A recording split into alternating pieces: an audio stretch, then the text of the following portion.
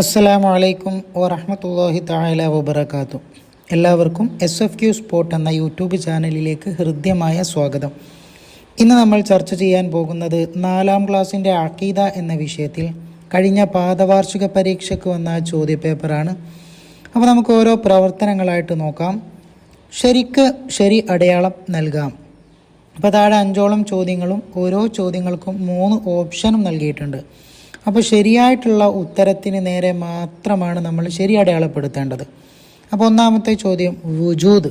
അപ്പോൾ വുജൂദ് എന്നുള്ളത് തുടക്കം ഇല്ലാതിരിക്കൽ എന്നാണോ, അന്ത്യം ഇല്ലാതിരിക്കൽ എന്നാണോ, ഉള്ളവനായിരിക്കൽ എന്നാണോ? ഏതാണ് ശരി? ഉള്ളവനായിരിക്കൽ എന്നുള്ളതാണ്. അപ്പോൾ അതിന് നേരെ ശരി അടയാളപ്പെടുത്തുക. രണ്ടാമത്തത് ഖിയാമുൻ ബിൻ നഫ്സി. അവിടെ സ്വയം നിലനിൽക്കൽ എന്നാണോ, അല്ലെങ്കിൽ അന്ത്യം ഇല്ലാതിരിക്കൽ എന്നാണോ, തുടക്കം ഇല്ലാതിരിക്കൽ എന്നാണോ? ഏതാണ് ശരി? സ്വയം നിലനിൽക്കൽ എന്നുള്ളതാണ്. അപ്പോൾ അതിന് നേരെ ശരി അടയാളപ്പെടുത്തുക. മൂന്നാമത്തത് ഖുദ്റത്തുൻ. അറിവ്, കഴിവ്, കാഴ്ച. ഖുദ്റത്തുൻ എന്നുള്ളതിൻ്റെ ശരിയായിട്ടുള്ള ഏതാണ്? കഴിവ് എന്നുള്ളതാണ്. അപ്പോൾ അതിന് നേരെ ശരി അടയാളപ്പെടുത്തുക. നാലാമത്തത് സമഅ്. കേൾവി, കാഴ്ച, സംസാരം. കേൾവി എന്നുള്ളതാണ് സമഇൻ്റെ അർത്ഥം. അപ്പോൾ അതിന് നേരെ ശരി അടയാളപ്പെടുത്തുക. അഞ്ചാമത്തത് ഇറാദത്ത്. ഏകത്വം, കഴിവ്, ഉദ്ദേശിക്കൽ. അപ്പോൾ അവിടെ ഉദ്ദേശിക്കൽ എന്നുള്ളതാണ് ശരി. അപ്പോൾ അവിടെ ശരി അടയാളപ്പെടുത്തുക. അപ്പോൾ ഒന്നാമത്തത് ഉള്ളവനായിരിക്കൽ എന്നുള്ളതാണ്. രണ്ടാമത്തത് സ്വയം നിലനിൽക്കൽ. 3 കഴിവ്. 4 കേൾവി. 5 ഉദ്ദേശിക്കൽ. അപ്പോൾ അതിനൊക്കെയാണ് ശരി അടയാളപ്പെടുത്താനുള്ളത്. ഇനി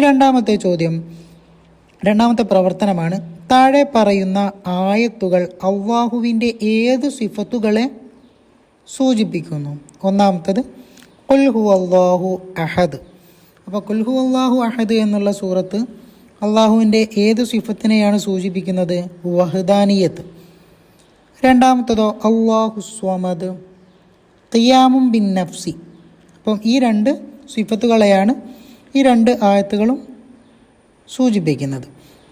മൂന്നാമത്തെ പ്രവർത്തനം വിപരീതം എഴുതാം എന്നുള്ളതാണ്. അപ്പോൾ അവിടെ 6ഓളം കാര്യങ്ങൾ നൽകിയിട്ടുണ്ട്. അപ്പോൾ ഈ 6 കാര്യങ്ങൾക്കും നമ്മൾ എന്ത് ചെയ്യണം? വിപരീതം എഴുതണം. ഒന്നാമത്തത് ഹയാത്ത്. അപ്പോൾ ഹയാത്തിൻ്റെ നേർ വിപരീതം മൗത്താണ്. രണ്ടാമത്തത് കലാം. കലാമിൻ്റെ നേർ വിപരീതം ബഖം. മൂന്നാമത്തത് സമഇൻ്റെ നേർ വിപരീതം സ്വമം. അതുപോലെ 4ാമത്തത് ഖുദ്റത്താണ്. ഖുദ്റത്തിൻ്റെ നേർ വിപരീതം അജസ്. പിന്നെ 5ാമത്തത് മുഖാലഫത്തും ബിൽ ഹവാദിസ്.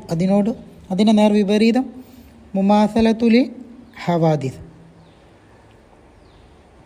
ഇനി 6ാമത്തത് ഇൽമാണ്. അതിന് നേർ വിപരീതം ജഹലാണ്. ഇനി 4ാമത്തെ പ്രവർത്തനം പൂരിപ്പിക്കാം എന്നുള്ളതാണ്. അവിടെ 5ഓളം ചോദ്യങ്ങളാണ് നൽകിയിട്ടുള്ളത്. അപ്പോൾ ഓരോന്നായിട്ട് നമുക്ക് നോക്കാം.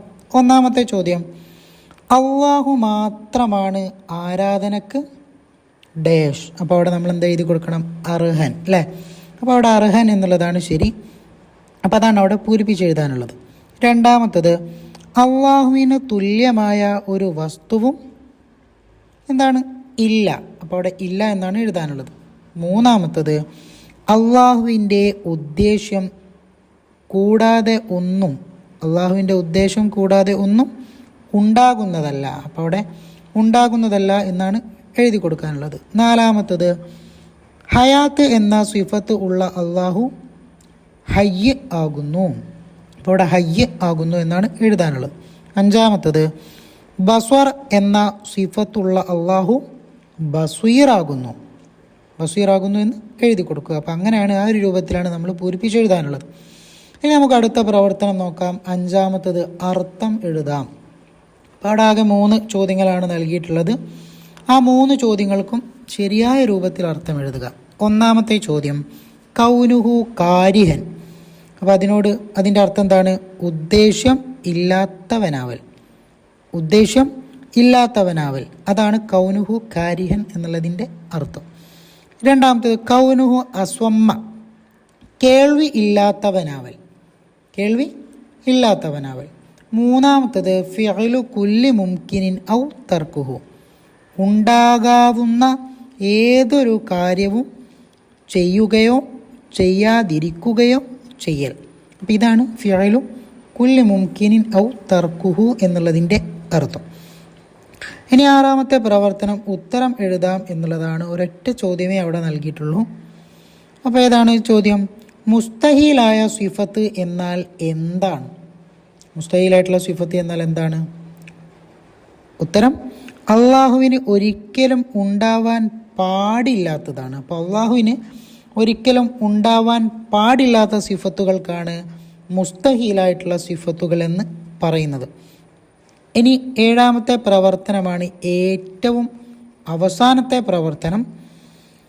അപ്പം അതെന്താണ് പറയുന്നത്? സിഫത്തുകളിൽ വാജിബിന് ശരി എന്നും മുസ്തഹീലിന് തെറ്റ് എന്നും രേഖപ്പെടുത്താം. അപ്പോൾ നമ്മൾ പ്രത്യേകമായിട്ട് ശ്രദ്ധിക്കാനുള്ളത് ഈ ഒരു പാഠത്തിൽ ഇപ്പോൾ നമ്മൾ കണ്ടല്ലോ, ആറാമത്തെ ചോദ്യം ഉത്തരം എഴുതാം. മുസ്തഹീലായ സിഫത്തുകൾ എന്നാൽ എന്താകുന്നു? അപ്പോൾ ആ മുസ്തഹീൽ മാത്രം നമ്മൾ പഠിച്ച് പോയാൽ പറ്റില്ല.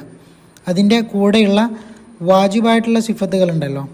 അപ്പം ആ വാജിബായിട്ടുള്ള സിഫത്തുകൾ, അള്ളാഹുവിൻ്റെ വാജിബായിട്ടുള്ള സിഫത്തുകൾ എന്ന് പറഞ്ഞാൽ എന്താണ് എന്നൊക്കെ ആ ഒരു ചോദ്യവും കൂടെ, ആ ഒരു ഉത്തരം കൂടെ നമ്മൾ പഠിച്ചു പോകണം. അപ്പോൾ ഇവിടെ സിഫത്തുകളിൽ വാജിബിന് ശരിയും അതുപോലെ മുസ്തഹീലിന് തെറ്റും അടയാളപ്പെടുത്താൻ പറയുന്നുണ്ട്. അപ്പോൾ ഈ ഒരു ക്വസ്റ്റ്യനിലൂടെ നമുക്ക് മനസ്സിലാകുന്നത് എത്ര വാജിബായിട്ടുള്ള സിഫത്തുകൾ മുഴുവനും പഠിക്കണം, അതുപോലെ മുസ്തഹീലായിട്ടുള്ള സിഫത്തുകൾ മുഴുവനും പഠിക്കണം, പിന്നെ ഏതോ ഒന്നില്ലേ അതും മുഴുവനായിട്ട് പഠിക്കണം. അപ്പോൾ നമുക്ക് ഓരോന്നോരോന്നായിട്ട് നോക്കാം അല്ലേ. അജുസ് എന്നുള്ളത് ഏത് സിഫത്താണ്? മുസ്തഹീലായിട്ടുള്ള സിഫത്താണ്. അപ്പോൾ അതിന് നേരെ എന്ത് കൊടുക്കുക? തെറ്റ് കൊടുക്കുക. രണ്ടാമത്തേത് ബഖം എന്നുള്ളതും മുസ്തഹീലായിട്ടുള്ള സിഫത്താണ്. അപ്പം അതിന് നേരെ തെറ്റ് കൊടുക്കുക. അതുപോലെ ഫനാ, അതും മുസ്തഹീലായിട്ടുള്ള സിഫത്താണ്, അതിന് തെറ്റ് കൊടുക്കുക. പിന്നെ കലാം എന്നുള്ളത് വാജിബായിട്ടുള്ള സിഫത്താണ്, അപ്പം അതിന് ശരി നൽകുക. പിന്നെ സ്വമം എന്നുള്ളത് എന്താണ്? മുസ്തഹീലായിട്ടുള്ള സിഫത്താണ്, അപ്പം അതിന് തെറ്റ് നൽകുക. അടുത്തത് ഇറാദത്ത് എന്നുള്ളത് ഏതാണ്? അള്ളാഹുവിൻ്റെ വാജിബായിട്ടുള്ള സിഫത്താണ്, അപ്പം അതിനെന്ത് കൊടുക്കണം? നമ്മൾ ശരി നൽകണം. ഇനി അടുത്തത് കുദറത്ത് എന്നുള്ളത് അള്ളാഹുവിൻ്റെ വാജിബായിട്ടുള്ള സിഫത്താണ്, അതിനും ശരി നൽകണം. ഇനി ഏറ്റവും അവസാനത്തത് ഇഹ്തിയാജ് എന്നുള്ളതാണ്. ഇഹ്തിയാജ് എന്നുള്ളത് എന്താണ്? അള്ളാഹുവിൻ്റെ മുസ്തഹീലായിട്ടുള്ള സിഫത്താണ്, അപ്പം അതിന് തെറ്റ് നൽകുക. അപ്പോൾ ഈ ഒരു രൂപത്തിലാണ് ഈ ഒരു ക്വസ്റ്റ്യനെ നമ്മൾ കംപ്ലീറ്റ് ആക്കേണ്ടത്. അപ്പോൾ ദുആ വസിയത്തോടെ നിർത്തുന്നു. വആഖിർ ദഅവാന അനിൽ ഹംദുലില്ലാഹി റബ്ബിൽ ആലമീൻ. അസ്സലാമു അലൈക്കും വറഹ്മത്തുള്ളാഹി തആല വബറകാതുഹു.